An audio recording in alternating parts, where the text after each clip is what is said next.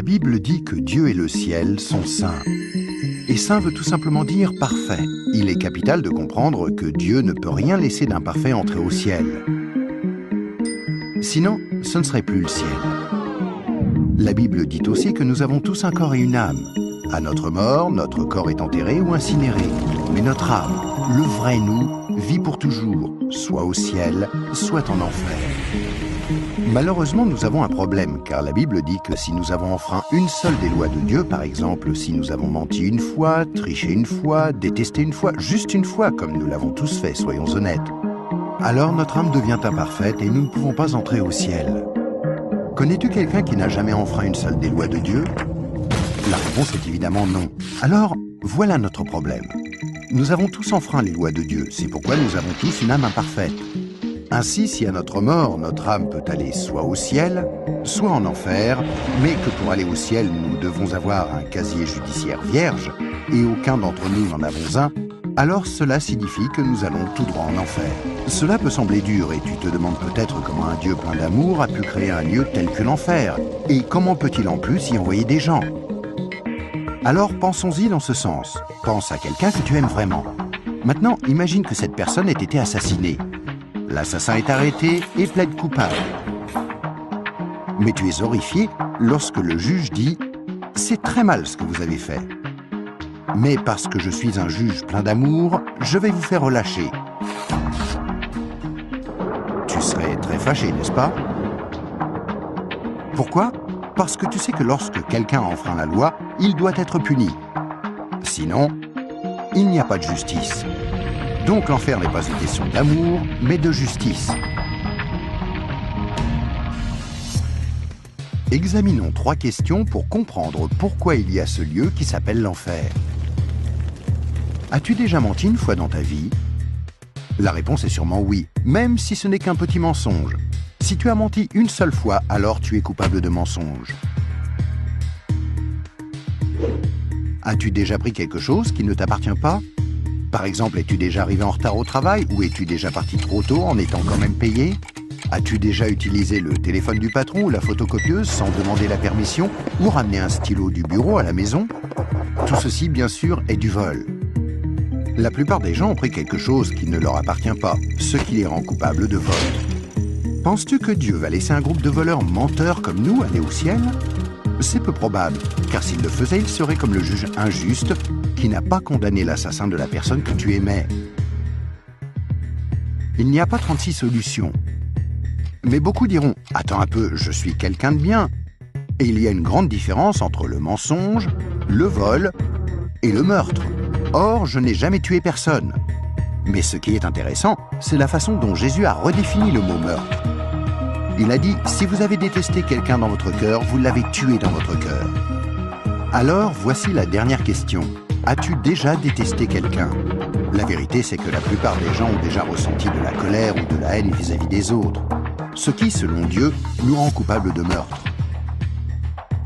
Voilà la mauvaise nouvelle. Afin qu'il y ait une justice, il faut qu'il y ait un endroit comme l'enfer. Mais voici la bonne nouvelle. Et c'est là que Jésus entre en jeu. Ce qui distingue Jésus du reste du monde, c'est qu'il est parfait. Contrairement à nous, il n'a enfreint aucune des lois de Dieu. C'est pourquoi il a un casier judiciaire vierge, une âme parfaite. Imagine la scène avant que Jésus ne vienne sur terre, il y a 2000 ans. Jésus a regardé dans l'avenir et t'a vu ici aujourd'hui. Il s'est tourné vers Dieu, son Père, et lui a demandé « Père, j'aime les gens de ce monde et je ne veux pas qu'ils aillent en enfer pour avoir enfreint tes lois. Existe-t-il un moyen pour qu'ils soient pardonnés ?» Dieu le Père a regardé son Fils et a dit « Jésus, il n'y a qu'un moyen. Tu devras aller sur terre, devenir un être humain et vivre une vie parfaite. Puis tu mourras d'une mort cruelle sur une croix pour prendre la punition que les gens du monde méritent pour avoir enfreint mes lois.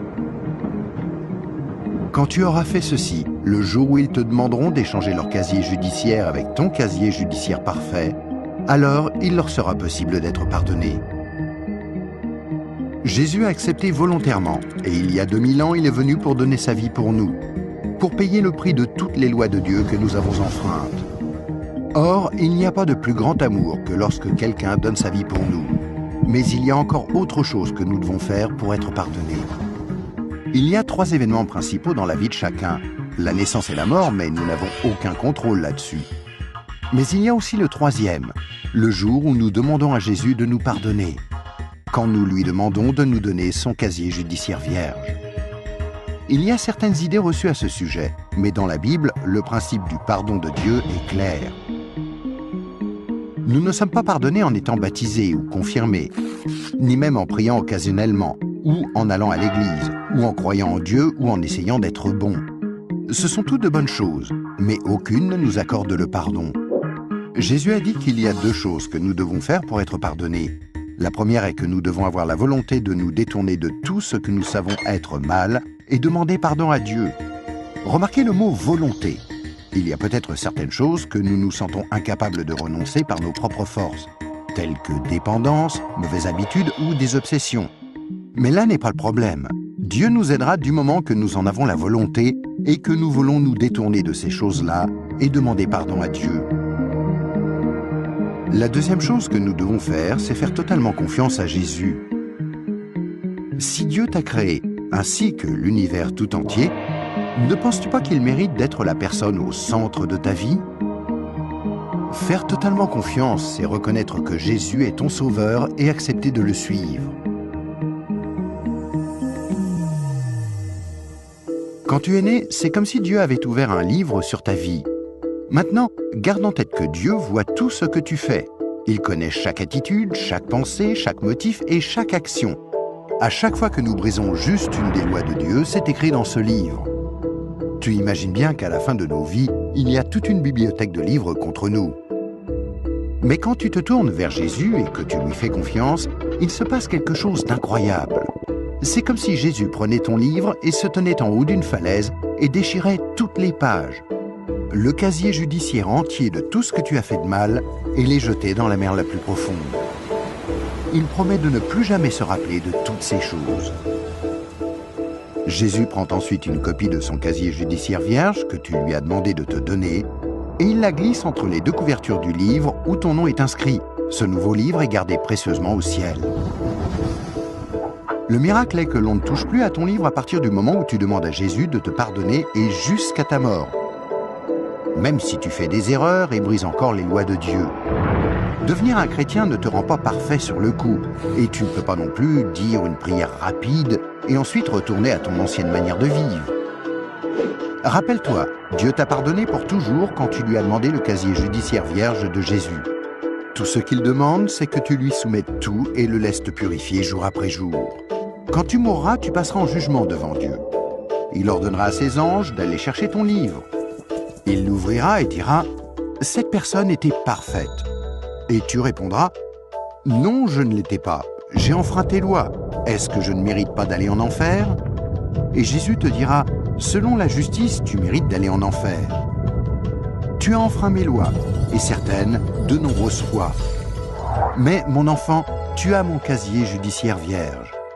Celui que je t'ai donné quand tu t'es tourné vers moi et que tu m'as fait confiance, et je t'ai pardonné. Bienvenue au ciel. » C'est pourquoi Jésus est si merveilleux. Grâce à lui, il est possible que chacun, peu importe les erreurs commises, soit pardonné et entre un jour au ciel. Imagine que tu ne te sois jamais tourné vers Jésus. Pense à ce qui pourrait arriver. Quand tu mourras, tu iras devant Dieu lors du jugement et Dieu te dira « Je suis désolé, je ne peux pas te laisser entrer au ciel, je dois t'envoyer en enfer. Tu ne m'as jamais demandé de te pardonner. Je t'aimais tellement que j'ai tenté par 6 façons différentes d'attirer ton attention. Premièrement, je suis mort sur la croix pour prendre sur moi ta punition. Deuxièmement, quelqu'un t'a expliqué d'une manière simple que tu pouvais être pardonné. Troisièmement, il y avait des églises à travers le monde. Certaines étaient bonnes, d'autres moins bonnes. Tu aurais pu trouver les bonnes. Quatrièmement, je t'ai donné une conscience pour que tu distingues le bien du mal. Cinquièmement, j'ai créé un monde si beau. Comment as-tu pu ignorer ma présence? Et sixièmement, je suis ressuscité des morts, afin de prouver que je suis Dieu, et que tout ce que j'ai dit était vrai. Mais tu n'as encore rien fait. Je suis désolé, je ne peux pas te laisser entrer au ciel. Je dois t'envoyer en enfer. Et toi, si tu meurs ce soir, où iras-tu? Rappelle-toi, pour entrer au ciel, il faut un casier judiciaire vierge, que tu ne peux avoir sans avoir demandé à Jésus de te donner le sien. Afin de recevoir ce don gratuit, tu dois faire seulement 2 choses. Tout d'abord, tu dois vouloir te détourner de tout ce qui est mauvais dans ta vie et demander pardon à Jésus. Et deuxièmement, tu dois faire totalement confiance à Jésus. À moins de faire ces 2 choses, il t'est impossible d'être pardonné et à ta mort, il te sera impossible d'entrer au ciel. Ce qui est affreusement triste, parce que c'est la raison pour laquelle Jésus est mort pour toi.